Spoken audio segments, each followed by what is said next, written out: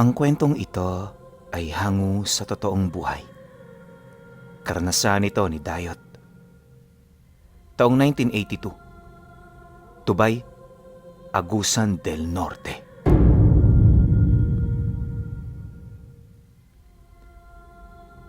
Likas na mahusay pagdating sa pagpipinta ng mga obra, itong si Dayot. Minana niya ito sa pintor niyang ama at nung lumaki siya, yun na ang kanyang nakamulatang hanap buhay. Sa taong ito pinuno, nasa edad 23 anyos na si Dayot. Kasakasama siya palagi ng tatay niya sa mga proyekto, kaya halos alam na niya ang lahat ng mga ginagawa nito.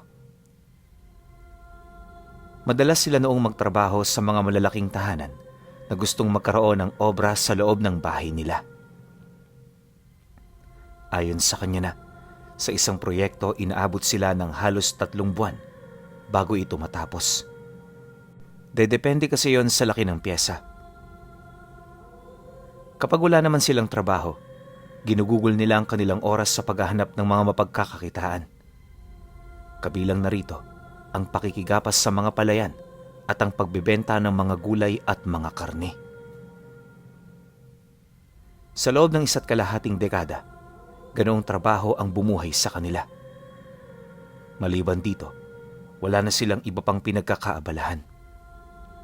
Aminado rin si Dayot na lumaki siyang walang kaalam-alam pagdating sa mga lihim na karunungan.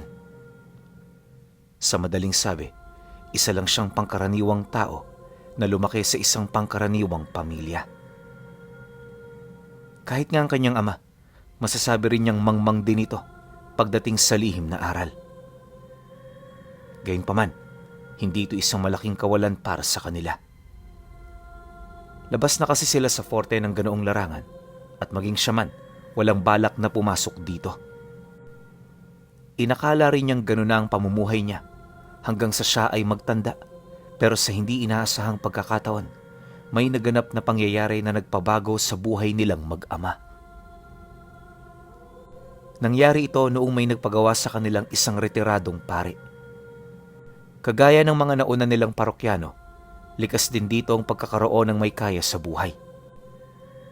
Meron itong malawak na lupain at bahay na halos mansyon na kung maituturing. Marami ring tauhan ng matanda na nasa ilalim ng pamamahala ng 2 nitong anak. Mahaba-haba ang talambuhay ng retiradong pare kung susumahin, ngunit alam ni Dayot na tumalikod ito sa sinumpaan nitong tungkulin dahil sa pagkakaroon nito ng supling. Sa unang araw ng kanilang pagpunta sa tahanan nito, ginugol nila ang kanilang oras sa pag-aaral sa simbolong gusto nitong ipalagay sa dingding na nasa loob ng personal nitong silid. Ayon sa kanya, unang silay pa lang niya sa piyesang ipinapagawa nito, alam niyang napakahirap na nito. Bukod sa detalyadong ipipinta nila, marami rin doong parte na binubuo ng mga persona ng mga taong hindi niya kilala. Maliban sa mga ito, nagsisilbering hangganan ng larawan ang mga anghel na may mga nagliliwanag na pakpak. Base sa kwento ng matanda sa kanila, ang larawang kanilang iguguhit magsisilbing pinakaproteksyon ng bahay niya. Binubuo ito ng mga lihim na karunungan kagaya ng San Benito, Amang Nasa Langit at mga pangkaligtasan na sumasaklaw sa lahat ng uri ng panganib. Dagdag pa nito na mapalad sila na makita ang simbolong yon sa kadahilan ng isa ito sa mga inililihim ng simbahan. Kalimitan mga pari lang din na nakakaalam ukol dito, gawa ng parte ito sa mga regalong ibinibigay sa kanila pagkatapos nilang maordinahan. Dagdag pa ng matanda na, sa pamamagitan ng larawan at ng medalyong hawak niya, walang kahit na sino ang may kakayahang makapasok sa bahay niya na nagdadala ng masamang hangin. Hindi ko to sinasabi para maniwala kayo. Ang sa akin lang, magkaroon kayo ng konting kaalaman tungkol sa larawang iguguhit ninyo. Ay, alam nyo, sa totoo lang, hindi ko na sana dapat ginagawa ang mga ganito. Ang problema, nakakaramdam ako ng matinding panganib. Marami ako nasisilayang pangitain sa panaginip, kaya mas mainam na maging handa kaysa magsisi sa bandang huli. Nang marinig naman ito ng ama ni Dayot, tumangulang naman ito habang sumasagot dito ng, "Hayaan niyo, Padre. Gagawin namin ang lahat ng aming makakaya para magaya ang larawang inyong ipinapagawa. Nga pala, bukas na kami magsisimula. Pag-aaralan muna namin ng maigi ang iyong ipapaguhit." Matapos naman ang pag-uusap, nagpatuloy sila sa kanilang pag-aaral ng obra. Isang buong araw nila itong ginawa nang sa gayoy mapansin nila ang kaliit-liitang detalye ng larawan. Pagtungtong naman ng 5:00, kagaya ng nilagdaan nilang kontrata, minabuti na nilang umuwi para magpahinga. Bago pa man sila makalabas ng bahay, narinig nila ang paalala ng pare. Pinag-iingat din sila nito sa daan na para bang labis itong nababahala kapag malapit ng kumagat ang dilim. Siyempre, dahil sa palagi naman itong ginagawa ng mag-ama, hinayaan lang naman nila ito. Tiwala sila na walang mangyayari sa kadahilan ng 3 kilometro lang naman ang layo ng baryo nila. Sanay na rin silang dumaan sa mga daan ng kanilang tinatahak noon, kaya wala talaga silang pag-aalala. Idagdag mo pa rito ang hindi pag-aanong kalaliman ng gabi. Ayon kay Dayot na, nung nangangalahati na sila sa daan, magbabandang 6:00 pa lamang ng hapon. May konting liwanag pa sa bandang pinaglubugan ng araw, kaya na may hindi talaga sila nag-aalala. Ang kaso lang, nung abot tanaw na nila ang bukana ng baryo, may napansin silang 3 asong nakabuntot sa kanilang mga likod. Una itong napansin ng tatay niya, kaya nung masipat nito ang mga nilalang, agad naman siya nitong inabisuhang kumalma at huwag lumingon sa likod nila. Dagdag pa ng kanyang ama, anuman ang mga nilalang na yon, paniguradong hindi ito pangkaraniwan. Nang marinig naman ni Dayot ang sinabi nito, bigla naman siyang nakaramdam ng matinding kaba. Kahit sino naman siguro matatakot talaga sa ganon, lalo na kung unang beses mo palang itong makita. Habang tumatagal din na pilit tinitiis ni Dayot ang mga naririnig niya, unti-unti na niyang napapansin ang animoy mga ungol ng nilalang na nakabuntot sa kanilang dalawa. Hindi nagtagal, dala ng matinding takot, nagdesisyon na siyang kumaripas ng takbo. Sa sobrang takot noon ni Dayot, hindi na niya naisip pang hintayin ang kanyang ama. Pagtakbo naman niya, agad naman siyang hinabol ng mga ito. Subalit di pa man siya nakakalakad, nagawa na siyang sunggaban ng isa sa mga nilalang.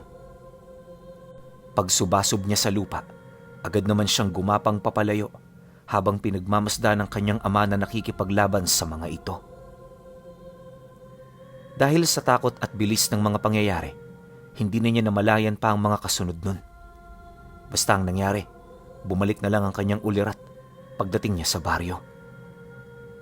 Nadatnan niya ang kanyang sariling pinagtutulungan ng 2 tao na pawang mga mangangaso. Base sa salaysay ng mga ito, nakita siya nito sa daan na wala ng malay, tapos naliligo na sa dugo ang kanyang katawan. Marami ring nakitang kalmot sa likod niya, kaya hindi na ito nagdalawang isip na kalad ka rin siya papalayo. Matapos naman itong makapagwika, agad naman siya nitong tinanong ukol sa lugar kung saan siya nakatira. Nang marinig naman ni Dayot ang sinabi nito, agad naman niyang itinuro ang bahay nila habang itinatanong sa dalawa kung nakita ba nito ang kanyang ama. Ngunit nang marinig naman ito ng 2 mangangaso, umiling-iling lang ang mga ito. Ayon sa dalawa na, tanging siya lang ang nadatnan nila sa daan noong mga oras na yon. Bagaman may mga naririnig silang mga sigaw mula sa malayo, hindi na sila nagbakasakali pa sa takot na baka sila naman ang mapagtuna ng pansin ng mga nilalang na muntik nang pumatay sa kanya.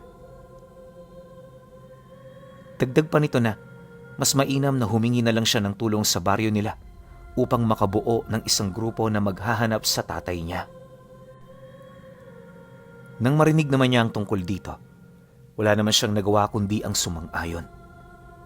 Alam niya kasing hindi niya maaaring sisihin ang mga ito, lalo pat nagmagandang loob lamang ito na tumulong. Pagdating naman niya sa bahay nila, dali-dali siyang humingi ng tulong sa kanilang mga kakilala. May saksak man sa tagiliran at nanghihina, nagpumilit siyang makiusap na iligtas ang kanyang ama. Nang marinig naman ng mga kalalakihan ang kanyang hinaing, agad naman itong pumunta sa mga kakilala nilang antingero para magpatulong. Noon ding mismong gabi, naganap ang paghahanap sa kanyang ama na tumagal ng 6 na oras. Subalit sa kasamaang palad, bigo nilang mahanap ang kinaroroonan nito. Ayon pa sa mga taong tumulong, nilibot na nila ang mga kakahuyan pero wala talaga silang nakita. Ultimo bakas ng mga nilalang, hindi na nila napansin. Napakalinis din ang bawat lugar sa looban ng kakahuyan. Animoy pinag-isipan talaga ng mga nilalang ang kanilang mga daraanan. Mariinding inilahad ng mga ito na sa estado ng kanyang ama, posibleng hindi na ito makita pa. Nang marinig naman ni Dayot ang sinabi nito, halos gumuho ang mundo niya. Sa sobrang lungkot na kanyang nararamdaman, parang nawala ang kanyang kakayahang makarinig ng mga salita. Tulala lang siyang nakaupo habang nakatitig sa sahig. Animoy wala siyang iniindang pinsala. Kalaunan, nang mapansin naman ito ng manggagamot, inabisuhan na siya nitong magpahinga. Dagdag pa nito na wala na siyang magagawa, kaya baliwala rin ang kanyang mga pag-aalala. Matapos naman itong makapagwika, agad naman siyang sumunod habang nananatiling tahimik. Di man makapagsalita itong si Dayot, bakas sa kanyang muka ang matinding kalungkutan na kailan may hindi na niya kayang matakasan. Pagpatak naman ng 5:00, dito na nga siya nakatulog ng hindi namamalayan. Kinaumagahan, agad namang nakarating sa pari ang balita. Kagaya ng inaasahan, wala rin itong nagawa kundi ilipat sa ibang tao ang kontrata na dapat sa kanila mapupunta. Nakakapanghinayang man kung iisipin, minabuti niyang wag na itong alalahanin dahil sa may mas matindi pang problema silang kinakaharap. Lumipas pa ang mga araw, nakatuon ang kanyang wisyo sa pagpapagaling. Habang nakaratay siya sa silid, abala naman ang mga taong pinakiusapan ng kanyang ina para maghanap sa kanilang padre de pamilya.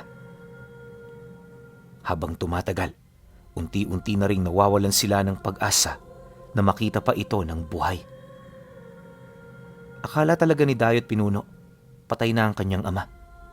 Pero pagkaraan ng ilang linggo, bigla itong bumalik sa kasagsagan ng gabi. Magbabandang 2:00 na ito nang makauwi. Kaya nung nagpakilala ito habang kumakatok sa pintuan nila, lahat sila nagulat. Sa sobrang pangamba ng kanyang ina, agad naman niya itong pinapasok nang hindi na nag-iisip. Ngunit nang masipat naman ito ni Dayot, hindi niya mapigilang mapaisip ukol sa maaaring pagyanggaw dito ng mga nilalang na tumambang sa kanila. Subalit, nang mapansin naman ito ng kanyang ama, nagmamadali naman itong lumapit sa kanya habang nagpapaliwanag. Huwag kang mag-alala, anak. Walang nangyari sa akin. Hindi ako nayanggaw kagaya ng iniisip mo. Nakalimutan mo na ba? Tuso ko sa lahat ng taong nakilala mo. Pagkasambit naman ito ng mga kataga, dahan-dahan itong iniangat ang damit nito. Pagsilay naman niya sa tiyan nito, laking gulat na lamang niya nang masipat niya ang isang larawan na iniukit nito gamit ang tinik. Literal na pinta ang ginamit doon ng tatay niya, ngunit ang nakakapagtaka, bakit parang matagal na itong nakaukit sa tiyan niya? Bukod kasi sa wala na siyang makitang sugat, naghilom na rin ito ng tuluyan. Malinis din at detalyado ang pagkakagawa rito na animoy nilikha ito ng kanyang ama sa isang lugar kung saan nakaramdam ito ng kaligtasan. Matapos naman niya itong masilayan, Halos hindi niya maisip kung ano ang pinagdaanan nito sa loob ng 1 linggo nitong pagkawala. Dala ng matinding kuryosidad, nagpumilit naman siyang umupo para makinig sa mga kwento nito. Tay, hindi ako namalikmata nung nangyari sa atin yun. Tapatin mo nga ako, Tay. Ano ba talaga ang nangyari? Paano ka nakaligtas sa 3 yun?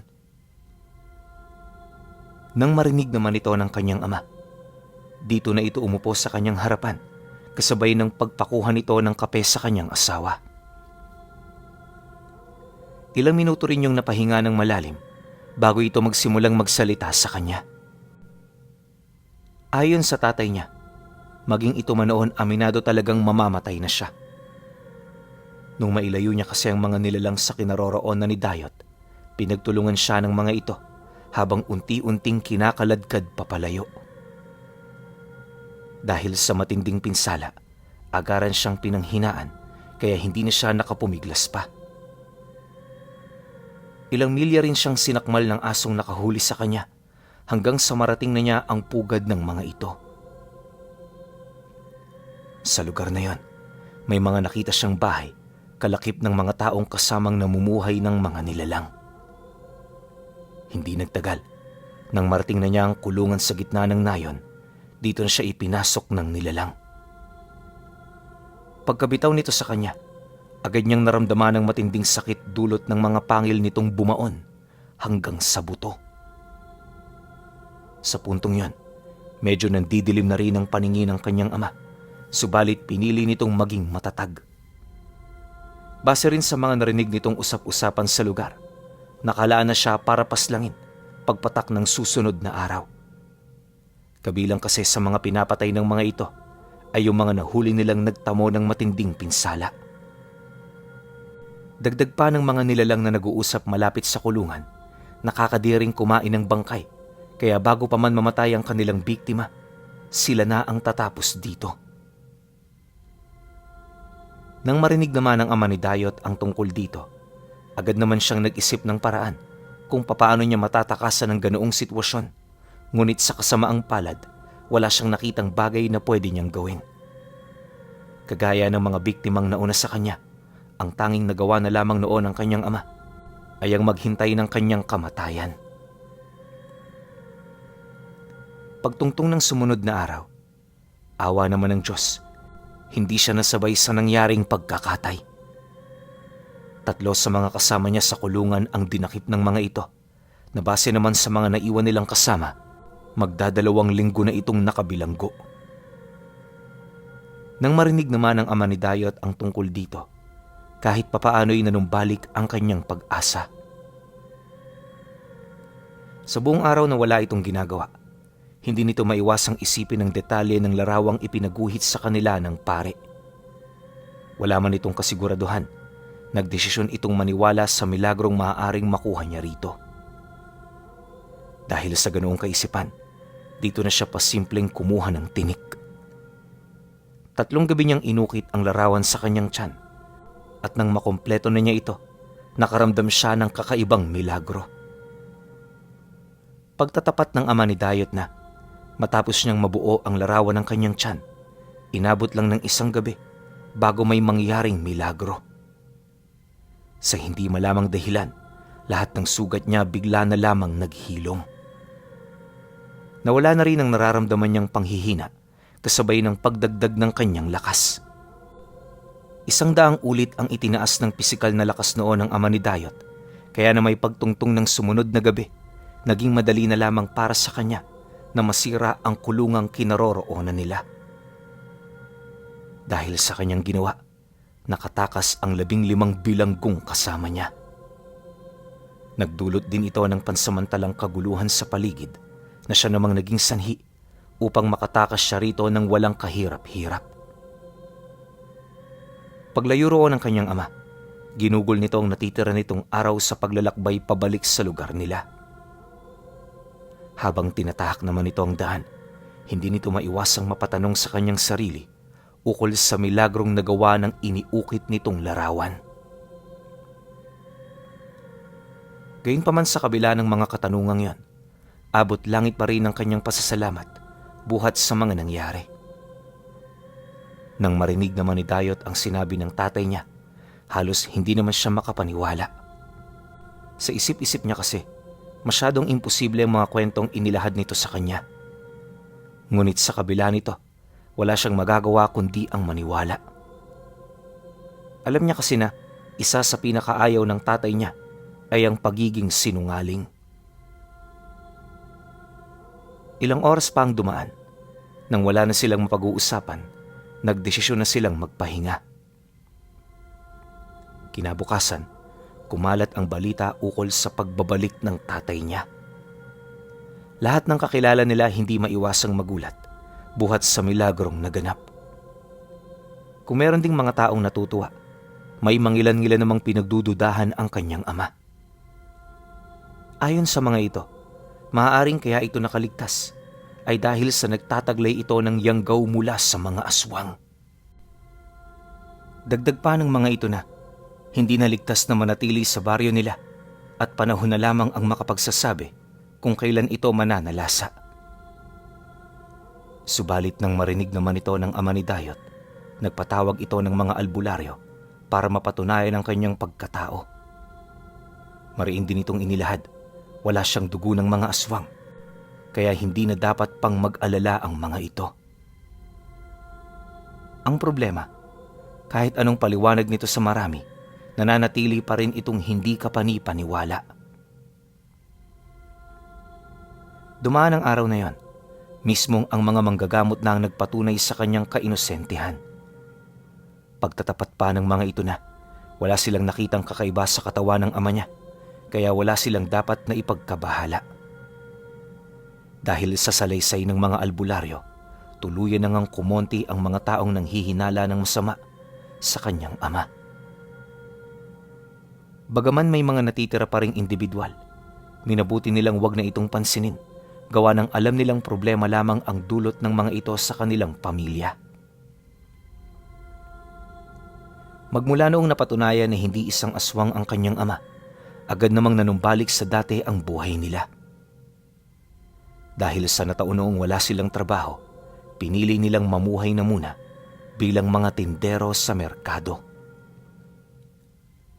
Ilang buwan pa ang lumipas, nang medyo makatawid na sila sa kanilang problema, dito na nagkaroon ng ideya ang tatay niya na bisitahin ang paring bigo nilang magawa ng obra. Wala itong ibang hinahangad sa kanilang pagbisita, maliban na lamang sa paghingi nito ng despensa sa matanda. Nang marinig naman ni Dayot ang plano ng tatay niya, dali-dali naman siyang naghanda. Nagpumilit din siyang sumama rito kahit gusto nitong lumakad ng mag-isa. Hindi naglaon, dala ng kanyang pangungulit, napilitan na rin itong isama siya. Pagpatak ng 10:00, agad naman silang umalis ng baryo. Sa pagkakataong yon, may mga dala-dala na silang armas sa takot na baka tambangan na naman sila ng mga nilalang. Di pa man nakakalayo sa baryo, maigi na nilang pinagmasda ng buong paligid. Hindi na rin lumalayo noon ang tatay niya sa kanya, nang sa gayoy madali siya nitong matulungan. Ilang oras pa ang lumipas, nanatili namang tahimik ang daan hanggang sa makarating na sila sa karatig lugar. Pagsilay naman nila sa bahay ng pare, dito na sila unti-unting napanatag. Alam kasi nilang ligtas na sila dahil sa mga tauhan nitong nagtatrabaho sa lupain nito.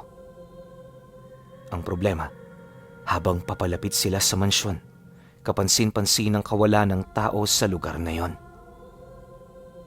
Hindi na iwasang magduda ng tatay niya dahil sa mga ganoong oras, dapat marami na silang mga nakikitang tao sa paligid. Nung pumunta kasi sila rito, marami talaga ang mga manggagawa sa labas ng bahay. Bukod sa meron itong kanya-kanyang trabaho, masyado ring malawak ang lupain nito para panatilihin ng iilang katao. Ang mas nakakabahala pa, panahon na noon ang kapasan ng palay, kaya hindi talaga nila maiwasang mapaisip. Maya-maya pa, paglapit naman nila sa pinto, may mga narinig silang ungol na nagmumula sa loob ng bahay. Wala silang ideya kung ano nangyayari sa loob, kaya dala ng matinding pag-aalala, Agad nilang binuksan ang pinto. Pagsilay naman nila sa loob nito, laking gulat na lamang ni Dayot nang masipat niya ang mga asong muntik ng kumitil sa kanyang buhay. Habang nakatayo ito malapit sa kinaroroonan ng pare, kitang-kita niya kung papaano lumalapat sa balat nito ang maiitim nitong dila. Di kalayuan din sa matanda, naroon ang dalawa nitong anak kasama ang kanilang mga pamilya. May mga nahuli rin itong manggagawa na kabilang sa mga taong pinagkakatiwalaan nito. Matapos naman yung masilayan ng mag-ama, dahan-dahan naman silang umatras hanggang sa dito na nila nakita ang paglabas ng mga matatandang lalaki mula sa loob ng isang pribadong silid. Pagtitig naman ito sa kanila, nakiusap ito na huwag tatakbo. Dagdag pa nito na kung hindi sila makikinig, lalapain lang sila ng mga nilalang na nagbabantay sa labas ng bahay. Pagkarinig naman ng kanyang ama sa sinabi ng matanda, dahan-dahan naman itong hinugot ang dala niyang itak, sabay sagot dito ng, "Hindi niyo ako kailangang pagsabihan kung papaano huminahon. Alam ko ang ginagawa ko at alam ko rin ang ginagawa ninyo." Pagkasambit naman ito ng mga kataga, dali-dali naman yung sumugod bit-bit ang kanyang itak. Gustuhin man kasi ng tatay niya na umatras sa lugar na yon, aminado itong wala na itong magagawa kundi ang makipaglaban. Ayaw din itong makipagsapalaran sa labas, kaya gusto na nitong tapusin ang kanilang problema mula sa loob ng bahay. Paglapit naman ito sa mga nilalang na kanyang nakausap, agad siya nitong inabisuhan na isarado ang pinto. Nang marinig naman yun ni Dayot, dali-dali naman niya itong sinunod nang sa gayoy masigurong wala nang makakapasok. Matapos naman niya yung maisa katuparan, agad naman siyang humanap ng mapagtataguan. Hindi na siya naglakas loob pang lapitan ng pare, gawa ng gwardyado ito ng mga aso. Maya-maya pa, nang masiguro na niya ang kaligtasan niya, agad niyang ibinaling ang kanyang paningin sa kinaroroonan ng kanyang ama. Pagsilay naman niya rito, nasipat niya itong walang habas na nakikipagbuno sa mga nilalang. Kapansin-pansin din ang lakas nito, na animoy katumbas na nung mga matatandang aswang. Sa pagpapatuloy ng ganoong pangyayari, nasaksihan niya ang liksi at husay ng kanyang ama. Habang pinagmamasdan niya itong makipaglaban, pansin niya na parang gumagawa ito ng obra. Isang uri ng sining na ginagamitan nito ng talas ng sandatang hawak niya. Dahil sa ganoong estilo ng kanyang ama, hindi ito magawang mapuruhan ng mga nilalang. Makalipas pa ang ilang minuto, nang marindi na ang mga matatanda sa ginagawa nito, agad naman yung umatungal kasabay ng pag-inom nila ng itim na likido. Pagkatapos nila itong inumin, dito na nagsimula ang pagbabago ng kanilang anyo. Akala ng mga nilalang sila lang ang may alas na tinatago, pero nang masipat naman yun ng ama ni Dayot, nagdesisyon na itong gamitin ang nadiskubre nitong abilidad. Pagkasambit nito ng mga buhay na salita, ora mismo nagsimulang masunog ang kanyang buong kasuotan kasabay ng pagkakaroon nito ng baluti na gawa sa purong enerhiya. Sa sobrang lakas ng orang inilalabas nito, kahit silang mga pangkaraniwang tao, hindi maitatanggi ang anyong ipinakita nito. Nang makapagpalit anyo na ang kanyang ama, dito na bumungad sa kanila ang isang uri ng nilalang na animoy nagmula pa sa kaitaas-taasan. Wala itong hawak-hawak na armas, subalit sa itaas nitong bahagi, naroon ang mga nakalutang na purong liwanag na hindi nalalayo sa wangis ng isang espada. Pagsugod naman ng grupo ng mga aswang, agad namang lumipad ang mga nakalutang na liwanag kasabay ng pagsugod nito. Sa loob ng ilang minutong pakikipaglaban doon ng kanyang ama, kitang-kita niya ang matitinding pag-atake ng mga nilalang. Ayon nga kay Dayot na, kung mga pangkaraniwang taong tumanggap nito, paniguradong wala nang matitira sa katawan nito. Base rin sa kanyang mga nasaksihan, Alam niyang hindi mga pangkaraniwan ang mga nilalang na nakalaban ng kanyang ama. Gayunpaman, sa kabila ng pagiging makapangyarihan ng mga ito, wala pa rin itong nagawa sa bagong abilidad na tinangan ng tatay niya. Di pa man umaabot ng kalahating oras ang paglalaban nila, nagtamo na ng matitinding pinsala ang mga aswang dahilan ng agaran nilang pagbagsak. Nang mapansin naman ng kanyang ama ang matinding panghihina ng mga ito, buong puwersa naman yung sumugod para pugutan ito ng ulo. Hanggat maaari, hindi na niya pinatagal ang kanilang paglalaban, gawa ng nais nitong mailigtas ang matandang pare. Matapos naman itong malipol ng kanyang ama, agad naman itong bumalik sa dati nitong anyo, kasabay ng pagtungo sa kinaroroonan ng matanda. Subalit imbis na makarinig ito ng pasasalamat, puro mura ang inabot niya rito. Huli na nang malaman ng tatay niya na ninakaw pala nito ang simbolo. Base sa salaysay ng pare, walang bisang proteksyong ginawa sa kanyang tahanan dahil sa naunahan niya ito sa pag-ukit ng larawan. Yun din umano ang dahilan kung bakit napasok ang bahay niya ng grupo ng mga nilalang. Pagkarinig naman ng ama ni Dayot sa sinabi nito, bigla naman itong napaatras, bakas sa kanyang muka ang matinding pagsisisi. Hindi man ito nakapagsalita, subalit alam niyang sinisisi nito ang kanyang sarili buhat sa pagkamatay ng mga anak at pamilya nito.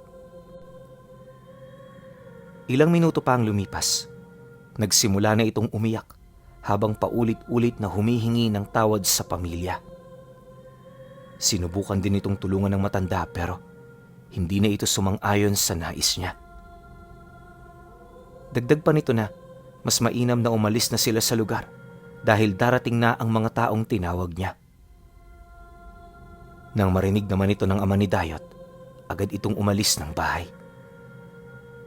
Pag-uwi nila sa kanila, dito na ito naging aligaga at halos hindi na makausap ng normal.